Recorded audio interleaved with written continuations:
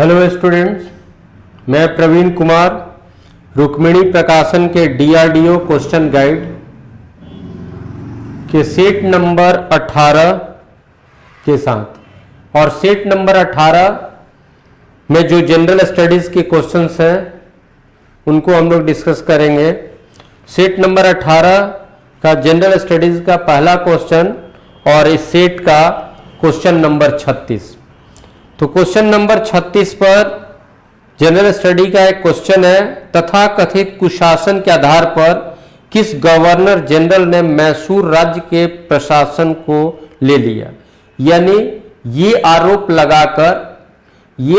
लगाकर कि मैसूर का शासन सही ढंग से नहीं चल रहा है, इस आरोप के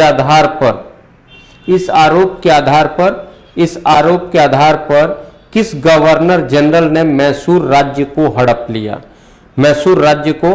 लिया। तो ये लॉर्ड विलियम बेंटिक। तो 36 का आंसर आपका लॉर्ड विलियम बेंटिक जो आपका सी पर है। 36 का आंसर सी। अब एक चीज ध्यान दीजिए, मैसूर जिससे आप मैसूर का अगर इतिहास दे तो उसमें टीपू सुल्तान के पहले हैदर अली और फिर हैदर अली के पहले चिन्ना कृष्ण राज के से उस गद्दी को हैदर अली अपने हाथ में ले लिया था। तो फिर हैदर अली के बाद टीपू सुल्तान। तो आंग्ल मैसूर युद्ध जो हम लोग पढ़ते हैं वो अंग्रेज और मैसूर के बीच युद्ध तो 4 युद्ध हैं और अंतिम युद्ध जो 1799 टीपू सुल्तान जिसमें मारा गया और मैसूर को अंग्रेजों ने पूरी तरह से हरा दिया। और तो लेकिन एक चीज देखिए कि वहां पर सिंबॉलिक रूप से एक नाम मात्र का फिर से वो जो चिक्का कृष्ण राज के वंशज का जो पहले से हैदर अली के पहले जिस वंश का शासन था उसके उत्तराधिकारी को एक नाम मात्र के लिए वहां पर फिर ये यानी 1800 ईस्वी के आसपास फिर उनको राज्य दे दिया गया। लेकिन बाद में फिर भी अंग्रेजों को वो सिंबॉलिक राज्य भी उनको पसंद नहीं रहा और फिर विलियम बेंटिक के समय फिर उसको किसी न किसी बहाना से उसको भी समाप्त कर दिया गया। तो लॉर्ड विलियम बेंटिक। तो 36 का आंसर सी हो गया। उसी तरह से जब डलहौजी की हड़प नीति खास करके जानी जाती है इसी तरह का बहाना करके, और डलहौजी ने किसको हड़प लिया था। डलहौजी खास करके अवध का नाम आता है तो डलहौजी की नीति को हड़प नीति कहते हैं। उसी तरह से मैसूर को, और अवध का बात हमने इसलिए कहा क्योंकि अवध पर भी यही आरोप लगा था कि प्रशासन सही नहीं है, जनता के हक में इसको ब्रिटिश साम्राज्य के डायरेक्ट एक्शन में डायरेक्ट क्षेत्र में आ जाना चाहिए। और उसी तरह से लॉर्ड विलियम बेंटिक के समय ये मैसूर का। तो 36 का आंसर सी हो रहा है। और 37 नंबर क्वेश्चन ये भी हिस्ट्री का ही है। गुलबदन बेगम पुत्री थी। गुलबदन बेगम किसकी पुत्री थी? तो बाबर की।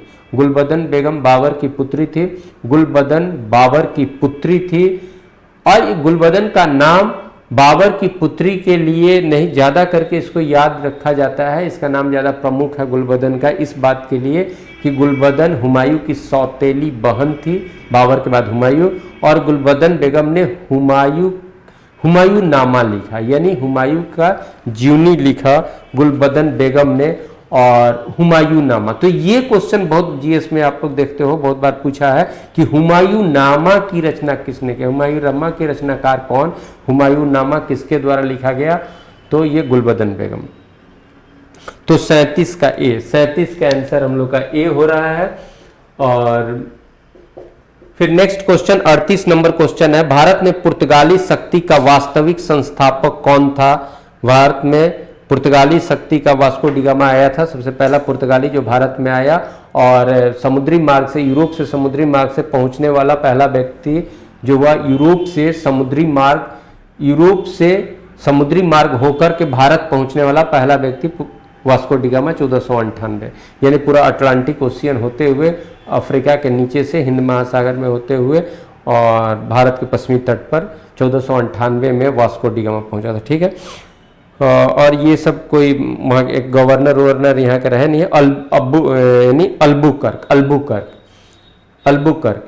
तो भारत में पुर्तगाली शक्ति का वास्तविक संस्थापक किसको कहते हैं? अल्बुकर्क को। अल्बुकर्क। तो बी, तो 38 का बी, और इसने बीजापुरी शासक से गोवा भी जीता था, तो बी। तो भारत में पुर्तगाली शक्ति का वास्तविक संस्थापक कौन होता है? अल्बुकर्क। फिर क्वेश्चन 39 नंबर, फिर हिस्ट्री से ही क्वेश्चन है। निम्न में से किसने अपनी राजधानी मुर्शिदाबाद से मुंगेर स्थापित किया? तो ये मीर कासिम था। मीर कासिम अपनी राजधानी मुर्शिदाबाद से मुंगेर लाया। आप जानते हो मिर्जाफर, थोड़ा सा पीछे की बात करें, प्लासी युद्ध में सिराजुद्दौला को पराजित कर दिया गया अंग्रेजों के द्वारा, और अंग्रेज और सिराजुद्दौला की सेना में टक्कर हुआ जून 1757 में प्लासी नामक स्थान पर, और उसमें अंग्रेजों ने सिराजुद्दौला के खिलाफ एक षड्यंत्र रच लिया था। सिराजुद्दौला के आर्मी चीफ को ही अपने में मिला लिया था, और युद्ध मैदान में सिराजुद्दौला एक तरह से बिना लड़े हुए, जब वो देखता है कि सेना ही उसकी ही सेना अंग्रेजों से मिली हुई है, तो फिर सिराजुद्दौला को मैदान से भागना पड़ता है, सिराजुद्दौला की हत्या कर दी जाती है। और सिराजुद्दौला के बाद बंगाल की गद्दी पर अंग्रेजों ने किसको बैठने में सहयोग किया? तो मिर्जाफर, वही जो सिराजुद्दौला का आर्मी चीफ था, तो मिर्जाफर। और मिर्जाफर से अंग्रेज बहुत धन प्राप्त किए। फिर मिर्जाफर धन देने में से जब मना करने लगा, तो फिर अंग्रेजों मिर्जाफर का एक दामाद मीर कासिम होता है, और मीर कासिम अंग्रेजों को प्रलोभन देता है कि मुझे अगर नवाब बनाओगे तो मैं धन उपलब्ध कराऊंगा, और इस लालच में अंग्रेज मिर्जाफर को हटाकर फिर मीर कासिम को बना देते हैं। और मीर कासिम फिर फ्रांसीसियों से संबंध बढ़ा करके अंग्रेजों के नियंत्रण से, अंग्रेजों के चुंगल से अपने को मुक्त करना चाहता है, और वास्तविक शासक के रूप में स्थापित होना चाहता है।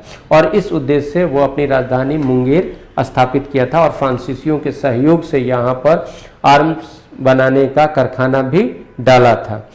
तो ये मीर कासिम हो गया। तो 39 का आंसर डी, 39 का आंसर डी हो रहा है। और फिर आप देख रहे हो नेक्स्ट क्वेश्चन 40। गोपाल कृष्ण गोखले ने कांग्रेस के किस अधिवेशन में अध्यक्षता की? गोपाल कृष्ण गोखले 1905 कांग्रेस के अधिवेशन में उन्होंने अध्यक्षता किया था, तो ये आंसर बी हो गया। और 31 नंबर क्वेश्चन हो गया। 40 के बाद 41 नंबर क्वेश्चन हुआ। 31 दिसंबर 1929 को अर्धरात्रि में भारतीय राष्ट्र ध्वज को किसने फहराया था? ये लाहौर अधिवेशन में 31 दिसंबर 1929 को लाहौर में रावी नदी के तट से लाहौर अधिवेशन के अध्यक्ष, लाहौर कांग्रेस के उस समय के अध्यक्ष जवाहरलाल नेहरू ने 31 दिसंबर 1929 को ध्वज फहराया था, राष्ट्रीय ध्वज फहराया था। और साथ साथ उन्होंने ये घोषणा किया कि कांग्रेस का उद्देश्य अब पूर्ण स्वराज्य की प्राप्ति से कम कुछ नहीं है। और उसी दिन पहली बार कांग्रेस ने ये घोषणा किया अंग्रेजों को संबोधित करते हुए कि कांग्रेस का उद्देश्य पूर्ण स्वराज्य की प्राप्ति है, फुल इंडिपेंडेंस प्राप्त करना है। और ये कब घोषणा हुआ? 31 दिसंबर 1929 को। कहाँ से? लाहौर से। किसके द्वारा? जवाहरलाल नेहरू द्वारा। और उन्होंने ये भी घोषणा किया कि अगले 26 जनवरी को हम लोग स्वतंत्रता दिवस मनाएंगे। और 26 जनवरी 1930 को कांग्रेस के द्वारा पहली बार स्वतंत्रता दिवस मनाया गया। तो कांग्रेस के द्वारा पहली बार स्वतंत्रता दिवस कब मनाया गया था? 26 जनवरी 1930 को। फिर तो यहाँ पर 31 दिसंबर 1929 को अर्धरात्रि में भारतीय राष्ट्र ध्वज को किसने फहराया था? तो डी, जवाहरलाल नेहरू। अब तो 41 का आंसर हमारा डी हुआ। और 42, सत्य के साथ मेरे प्रयोग के लेखक कौन है? माई एक्सपेरिमेंट विथ ट्रूथ, तो ये गांधी जी का है। तो 42 का सी हुआ, 42 का सी, 41 का डी, 42 का सी। और 43 है गेटवे ऑफ इंडिया कहाँ स्थित है? तो गेटवे ऑफ इंडिया मुंबई में स्थित है। और थोड़ा सा इस गेटवे ऑफ इंडिया मुंबई में, और इंडिया गेट दिल्ली में। इंडिया गेट दिल्ली में है, गेटवे ऑफ इंडिया मुंबई में। तो 43 का बी, गेटवे ऑफ इंडिया कहाँ है? मुंबई में। 44, शीतकालीन फसल ऋतु, विंटर क्रॉप सीजन को भारत में किस? विंटर में जो हमारा क्रॉप सीजन होता है, यानी विंटर में जब हम फसल को लगाते हैं और फिर समर के में उसकी हार्वेस्टिंग हो जाती है, तो इसको हम लोग क्या कहते हैं? रबी फसल। और समर और रेनी सीजन में जिसको लगाते हैं, समर के मिड में, रेनी सीजन में जिसको लगाते हैं, और विंटर में जिसकी हार्वेस्टिंग यानी कटाई हो जाती है, उसको खरीफ फसल। सबसे प्रमुख हमारा रबी फसल है गेहूं, और सबसे प्रमुख खरीफ फसल है धान। तो यहाँ है शीतकालीन फसल ऋतु को भारत में किस नाम से जाना जाता है? रवि। रवि जो ऑप्शन ए में है, तो 44 का ए। और 45 नंबर है, हैदराबाद पहले किस नाम से जाना जाता था? तो भाग्यनगर। तो 45 का ए, 44 का ए, 45 का ए, 44 का ए, 45 का ए। और 46 नंबर है, तार कोड का आविष्कार किसने किया? टेलीग्राफ का आविष्कार किसने किया? तो ये याद रखिएगा, एस.एफ.बी. मोर्स ने। एस.एफ.बी. मोर्स ने टेलीग्राफ अब बंद हो चुका, अब टेलीग्राफ नहीं, अब तो अब तो खैर टेलीग्राफ का कोई औचित्य ही नहीं है। पहले टेलीग्राफ होता था, यानी कुछ सेंटेंस, कुछ सिंबल होते थे जो जाता था, वो फिर वहाँ प्रिंट होता था और उससे आपको बहुत कुछ समझ लेना होता था। तो एक दो लाइन का या कुछ का भी तो टेलीग्राफ होता था।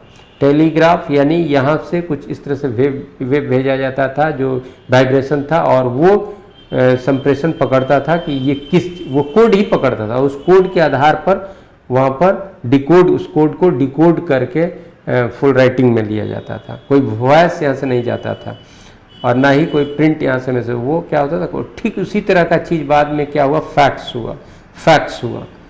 ठीक है, लेकिन अब फैक्स का भी कोई औचित्य नहीं। अब तो आप नेट मैसेज है, तो अब तो कोई ये नहीं है। तो टेलीग्राफ कोड का आविष्कार किसने किया था? तो एस.एफ.बी. मोर्स ने। तो 46 का ए। और 47, अब टेलीग्राफ सेवा बंद हो चुकी है भारत में। टेलीग्राफ सेवा या कहीं भी टेलीग्राफ सेवा अब नहीं है, कहीं भी का तो पूरा नहीं, लेकिन भारत में वो बंद है। इंदिरा गांधी जियोलॉजिकल पार्क कहाँ है? तो ये विशाखापट्टनम में है। विशाखापट्टनम है। विशाखापट्टनम कहाँ है? विशाखापट्टनम कहाँ है? तो आंध्रा में है। तो विशाखापट्टनम में इंदिरा गांधी जियोलॉजिकल पार्क कहाँ है? विशाखापट्टनम में। विशाखापट्टनम कहाँ? आंध्र प्रदेश में। अब 48, इनमें से कौन सा राज्य कपास का सबसे बड़ा उत्पादक है? महाराष्ट्र। और कपास के लिए जो फेवरेबल मिट्टी है वो क्या है? कपास के लिए काली मिट्टी। तो कपास के लिए काली मिट्टी और थोड़ा नमी भी चाहिए, जलवायु में भी आर्द्रता चाहिए कपास के फसल के लिए, और वो सूटेबल होता है आपका महाराष्ट्र में मिट्टी भी और जलवायु भी सूटेबल है।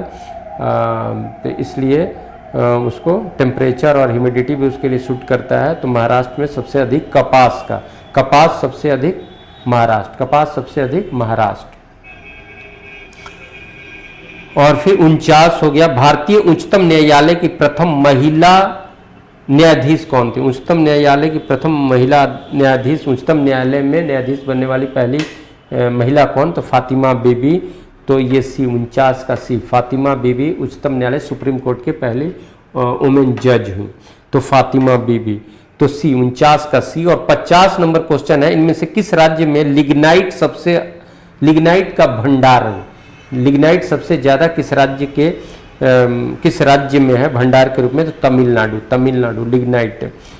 लिग्नाइट सबसे ज्यादा तमिलनाडु। और फिर 51 नंबर क्वेश्चन है, डाइक्लोरो डाइइथाइल सल्फाइड निम्नांकित में से किसका रासायनिक नाम है?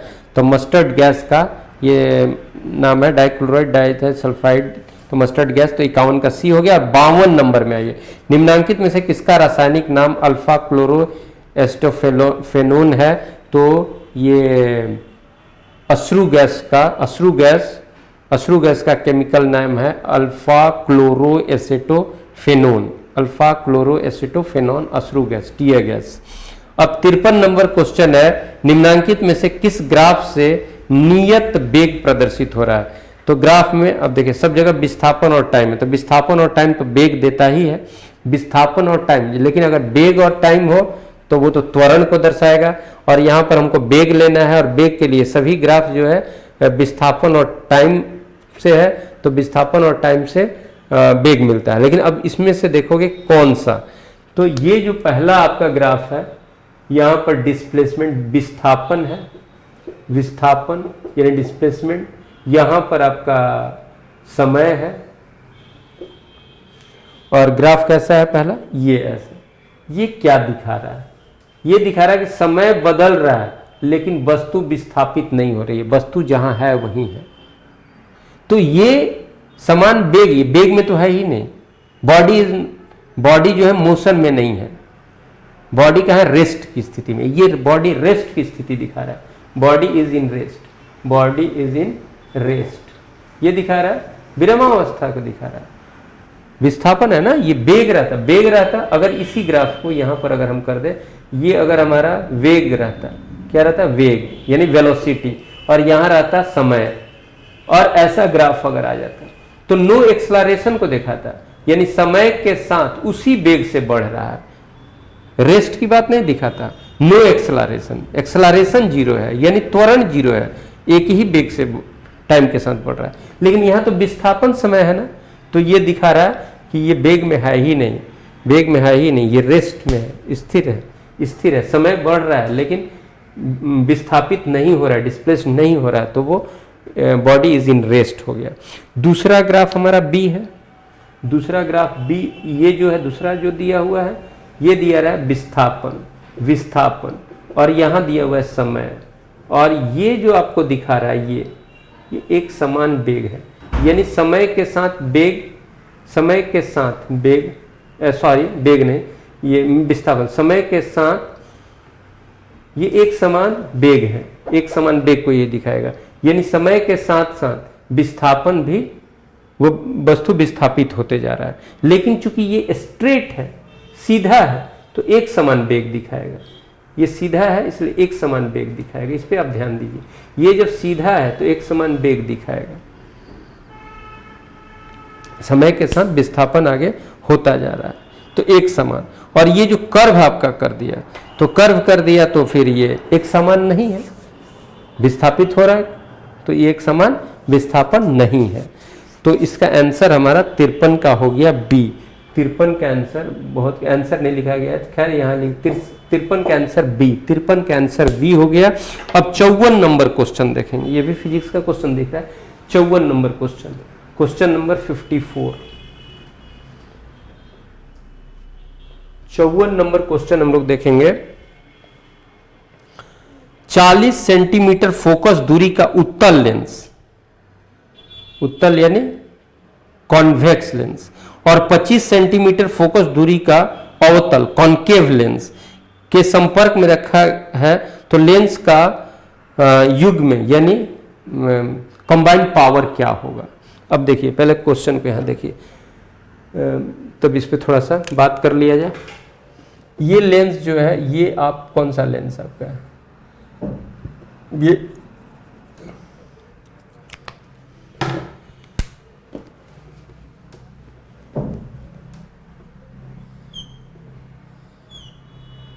ये लेंस है, ये कॉन्वेक्स होगा यानी उत्तल।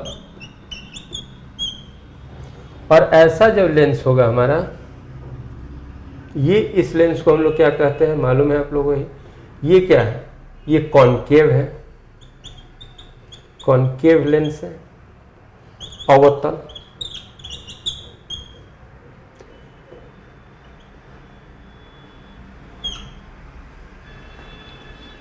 इसका फोकस क्या हो, ये ऐसे रे आ रहा है, पैरेलल रे आ रहा है, पैरेलल टू एक्सिस से, इसका फोकस कहाँ, ये बनेगा। इसका जो आपका फोकस होगा, से जाता है, ऐसे जाता है, फिर ये कहाँ पर बनेगा, यहाँ से फिर ये, इसका फोकस इधर बनता है, यहाँ से आप डॉट प्रोडक्ट लेंगे तो यहाँ आएगा, तो इसका एफ इधर होगा, मतलब यहाँ, ये एफ कैपिटल से लिख सकते हैं, ये हो गया एफ, और ये फोकल लेंथ हो गया, और ये एफ, तो इसका फोकल लेंथ इधर होगा।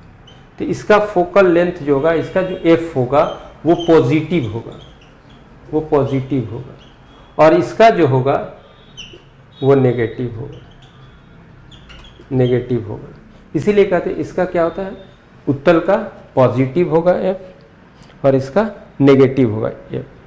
फोकल लेंथ, फोकस दूरी, इसका पॉजिटिव होगा। पॉजिटिव क्यों पॉजिटिव, ये तो साइन कन्वेंशन से आप जान रहे हो, नियम से, कि यहाँ से आप माप करोगे तो इंसिडेंट रे, आपतित किरण के दिशा में, ये माप आपका कहाँ है, यहाँ से यहाँ माप करिएगा, तो ये दिशा क्या है, इंसिडेंट रे के दिशा में है। Incident ray left to right, ये लेफ्ट टू राइट है। माप की दिशा आपतित किरण के दिशा में है, तो ये पॉजिटिव होगा। और ये जो यहीं से लेंगे ना, यहाँ से ये जो दूरी आप माप करोगे तो ये जो इंसिडेंट रे इधर से जो रे गया इसके उल्टा है, तो ये क्या होगा, ये नेगेटिव होगा, एफ नेगेटिव होगा। तो अब पावर इसका क्या होता है, तो लेंस फोकस दूरी इतना लेंस, तो इसका शक्ति पावर, तो पावर क्या होता है, पावर ऑफ लेंस क्या होता है, रेसिप्रोकल ऑफ एफ होता है, 1/f होगा, जिसका डायोप्टर में मापते हैं। और इसका भी क्या होगा, 1/f होगा। ये चूंकि हमारा नेगेटिव रहेगा तो ये नेगेटिव पावर इसका क्या हो जाएगा, नेगेटिव हो जाएगा। और इसका पावर क्या होगा, इसका पावर क्या होगा, पॉजिटिव होगा, इसका पावर क्या होगा, नेगेटिव होगा। अब यहाँ दिया हुआ क्या है, 40 सेंटीमीटर फोकस दूरी का उत्तल लेंस, इसका फोकस दूरी एफ इसका कितना है, 40 सेंटीमीटर। एफ कितना है, 40 सेंटीमीटर। तो 40 सेंटीमीटर को अगर आप 40 सेंटीमीटर को अगर इसको तो मीटर में न करना होगा, तो 40/100 यानी 2/5 मीटर हो जाएगा एफ। और इसका क्या है, 25 सेंटीमीटर, 25 सेंटीमीटर। और 2/5 क्या, पॉजिटिव। और इसका क्या है, 25 सेंटीमीटर। तो इसका एफ है 25 सेंटीमीटर, 25 सेंटीमीटर। तो 25 सेंटीमीटर, तो इसका जब आप मीटर में बदलेंगे तो हो जाएगा 1/4 मीटर। अब इसका पावर आइए, तो इसका पावर रेसिप्रोकल ऑफ एफ, तो 5/2 मीटर। पावर 5/2 हो जाएगा, डायोप्टर में 5/2। अब यहां जो आएगा इसका पावर क्या हो जाएगा, 1/4, तो ये हो जाएगा 4, ये 4 डायोप्टर हो जाएगा। अब ये जो 5/2 है ये हो गया 4, और ये क्या है, ये पॉजिटिव, और ये क्या हो जाएगा, ये नेगेटिव ना, -4 हो जाएगा। यहाँ भी -4 होगा, तो ये -4 हो गया, -4। अब दोनों का जब हम कंबाइन करेंगे तो 5/2 प्लस -4 यानी -4, तो ये जो हमारा जाएगा 2, अब 5 - 8 यानी हो गया -3/2। तो -3/2 क्या होगा, यानी -1.5। तो इसका आपका हो जाएगा -1.5 -1.5 डायोप्टर। तो 54 का हो जाएगा ए, 54 का हो जाएगा ए, 54 का हो जाएगा ए, -1.5 यानी -2/3। नेक्स्ट हम लोग देख रहे हैं 55 नंबर, पूर्ण प्रत्यास्था टक्कर में क्या होता है, पूर्ण प्रत्यास्था टक्कर, परफेक्टली इलास्टिक कॉलिजन होगा तो क्या होगा, संवेग तथा गतिज ऊर्जा दोनों संरक्षित होते हैं। जैसे आप एग्जांपल समझ लीजिए, रबड़ के बॉल को अगर दीवार पर आप मारते हैं तो यहाँ संवेग और गतिज ऊर्जा दोनों संरक्षित रहेगा। तो पूर्ण प्रत्यास्थ टक्कर में क्या होता है, संवेग तथा गतिज ऊर्जा दोनों संरक्षित रहते हैं, इसलिए 55 का आंसर ए होगा। 55 का आंसर ए, 55 का आंसर ए होगा। अब नेक्स्ट हम लोग 56 नंबर क्वेश्चन देखते हैं, स्टेटमेंट और रीजन पर है। तो कथन है, जलती हुई आग की बगलों की अपेक्षा समान दूरी पर उसके ऊपर की ओर अधिक गर्मी होता है, आसपास की वायु ऊपर की ओर अधिक उष्मा संचालन करती है। ए सही किंतु आर गलत कथन है कि जलती हुई आग आसपास की अपेक्षा समान दूरी का जो आसपास है उसके ऊपर ऊपरी भाग को अधिक गर्म करेगा, ये सही बात है। तो ये क्या है, तो इसका कारण जो है, कारण उतना सही नहीं है। कारण यह है कि जब आग आप जलाते हैं तो यहाँ सराउंडिंग में जो हमारा एयर है, तो एयर गर्म होकर के हल्की होती है और हल्की होकर के ऊपर जाएगी। तो हल्की होकर के वायु ऊपर जाती है तो ऊपर के भाग ज़्यादा गर्म होगा, और आसपास की जो वायु है यहाँ आ जाएगा ना, क्योंकि यहाँ वायु हल्की हो रही है, हल्की होकर ऊपर जा रही है, तो इसको फिल करने के लिए आसपास की वायु यहाँ आ जाती है और वो भी गर्म होकर ऊपर जाती है। तो गर्म क्या होगा, उस वायु के कारण गर्म ऊपर में होगा। तो यहाँ पर ए सही किंतु आर गलत, ये सही बात है। तो 56 का सी, 56 का आंसर सी होगा। और इसका कारण हम क्या बता रहे हैं कि जब आप आग कहीं जल रहा है तो वहां के ऊपर वाला जो वहां के सराउंडिंग्स का एयर क्या होगा, एयर गर्म होगा। और एयर गर्म होकर क्या होता है, वर्टिकली ऊपर उठता है। एयर गर्म होकर के सीधे ऊपर होता है। इसको पवन, वायु का बहना नहीं कहते हैं। वायु बहता है हाई प्रेशर से लो प्रेशर, इसको वायु का बहना कहते हैं। और गर्म होकर के वायु जो सीधे ऊपर उठती है, इसको एक तरह से शिफ्टिंग ऑफ एयर कहते हैं। तो जब यहाँ आग जला रहे हैं तो यहाँ वायु गर्म होगी और गर्म होकर के ऊपर की ओर चली जाएगी। तो ऊपर की ओर जहां जाएगी वहां गर्मी, वहां को गर्म करेगा, वहां टेम्परेचर बढ़ाएगा। और जब वायु ऊपर की ओर जाता है तो सराउंडिंग्स का जो और दूर का वायु है वो यहाँ क्योंकि यहाँ वायु हल्की होकर के ऊपर उठी, हल्की होकर ऊपर उठी। किसी चीज को बढ़ाओगे तो उसका यहाँ पर एयर का क्या हो जाएगा, जो मॉलिक्यूल्स होंगे उनके इंटरमॉलिकुलर फोर्स कमजोर होगा, इंटरमॉलिकुलर गैप बढ़ जाएगा, तो वो हल्की होंगी और हल्की होकर के ऊपर जाएगी और सराउंडिंग्स का एयर यहाँ आ जाएगा। इसलिए ऊपर गर्म होगा, आसपास उतना गर्म नहीं होगा, यानी ऊपर की ओर गर्म करेगा, पहले ऊपर की ओर गर्म करेगा। तो ए सही किंतु आर गलत। तो 56 का आंसर सी हुआ। अब 57 नंबर, रासायनिक दृष्टि से वाटर ग्लास क्या है, सोडियम सिलिकेट को वाटर ग्लास को sodium silicate chemical name sodium silicate. और फिर हम लोग देख रहे हैं एथिलीन से पॉली एथिलीन अगर बना रहा है, एथिलीन से पॉली बना रहा है, तो पॉली बना रहा है यानी ज्यादा मॉलिक्यूल का बात है, एक मॉलिक्यूल से ज्यादा मॉलिक्यूल को जोड़ना, तो पॉली एलिथीन। तो पॉली एथिलीन जो बना रहा है, एथिलीन से पॉली एथिलीन बना रहा है, तो ये क्या हो रहा है, तो ये क्या हो रहा है, तो पॉलीमराइजेशन हो रहा है। तो पॉलीमराइजेशन हो रहा है, बहुलीकरण हो रहा है। तो बी 59 का एथिलीन से पॉली एथिलीन का बनना क्या है, तो बहुलीकरण अभिक्रिया है। तो इसलिए बी आंसर हुआ, 59 का बी हुआ। और 60 नंबर, क्लोरीन, ब्रोमीन और आयोडीन में सबसे प्रबल ऑक्सीकारक क्या, ऑक्सीकारक कहने का मतलब क्या है, सबसे प्रबल ऑक्सीकारक क्या है। तो प्रबल ऑक्सीकारक का मतलब अगर यानी सबसे ज्यादा स्ट्रॉन्ग ऑक्सीकारक इसमें कौन है, तो जो ज्यादा ऑक्सीजन धारण करने की क्षमता रखता हो, तो ये ऑक्सीकारक होगा। तो यहां पर क्लोरीन, ब्रोमीन और आयोडीन में सबसे प्रबल ऑक्सीकारक कौन होगा, तो क्लोरीन, क्योंकि क्लोरीन द्वारा इलेक्ट्रॉन ग्रहण करने की टेंडेंसी सबसे प्रबल होगी, इसलिए सबसे प्रबल ऑक्सीकारक कौन होगा, क्लोरीन।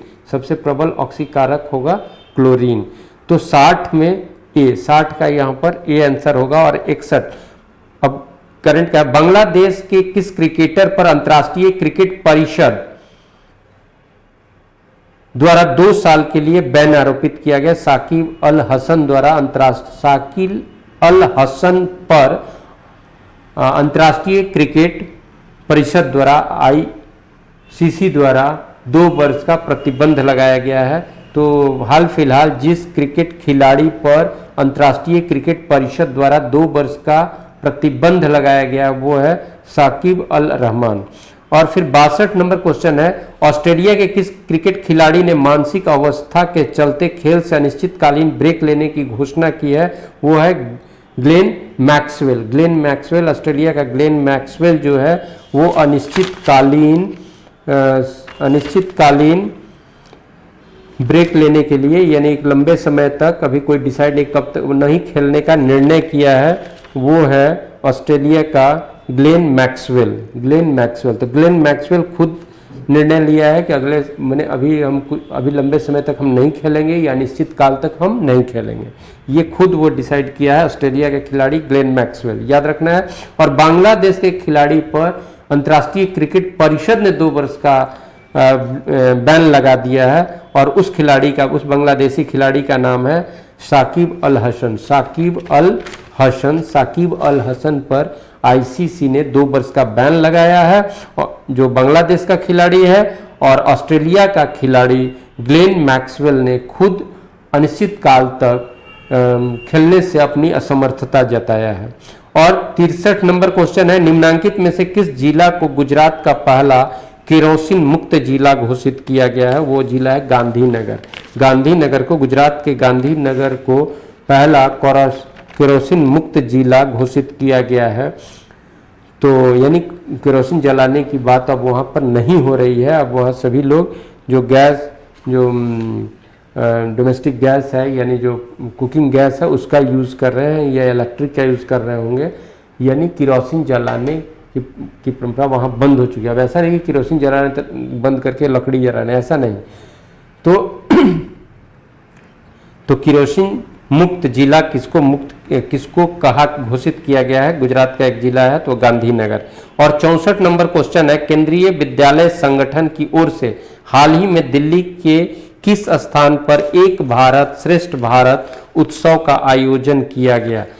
यहाँ क्वेश्चन हम लोग का है, केंद्रीय विश्वविद्यालय संगठन केवीएस। केवीएस एक संगठन है जो देश में जितने केंद्रीय विद्यालयों का संचालन, उनकी नियुक्ति, उन सारी केंद्रीय विद्यालय के संचालन से संबंधित सभी गतिविधियां एक अथॉरिटी के द्वारा, एक संगठन के द्वारा देखी जाती है, वो है केवीएस, केंद्रीय विद्यालय संगठन। तो केंद्रीय विद्यालय संगठन ने दिल्ली के किस स्थान पर एक भारत श्रेष्ठ भारत उत्सव का आयोजन किया? वह स्थान है इंडिया गेट। यानी केवीएस ने हाल फिलहाल इंडिया गेट पर एक उत्सव आयोजित किया। उत्सव का नाम एक भारत श्रेष्ठ भारत, तो इंडिया गेट पर। और फिर 65 नंबर क्वेश्चन है, किस भारतीय विमानन कंपनी ने अपने विमान की टेल पर, मैंने विमान के पीछे वाले भाग पर, टेल पर सिखों का धार्मिक चिन्ह एक ओंकार अंकित कराया है? वो है एयर इंडिया। एयर इंडिया ने अपने विमान के टेल पर एक ओंकार चिन्ह जो सिखों का धार्मिक चिन्ह है उसको अंकित कराया है। वो आपकी कौन सी विमानन कंपनी है? एयर इंडिया ने। एयर इंडिया ने अपने विमान के टेल पर धार्मिक चिन्ह एक ओंकार अंकित कराया है। तो ये करंट के क्वेश्चंस, इसको दोहराते रहना है और हमेशा करंट के न्यूज़ और जो भी या सुनना है साथ साथ पढ़ना है, तो वो ये फिर आप आराम से इस पर फैमिलियर हो जाते हैं। फिर कुछ क्वेश्चंस है जहाँ पर उसको डिस्कस करना होता है, वो यथासंभव हम लोग करते ही हैं। तो फिर ये हम लोग का टेस्ट सीरीज़ नंबर 18 DRDO का टेस्ट सीरीज़ नंबर 18 के जनरल स्टडीज़ के क्वेश्चंस समाप्त हुए और फिर अगले सेट के साथ हम मिलेंगे। Thank you very much.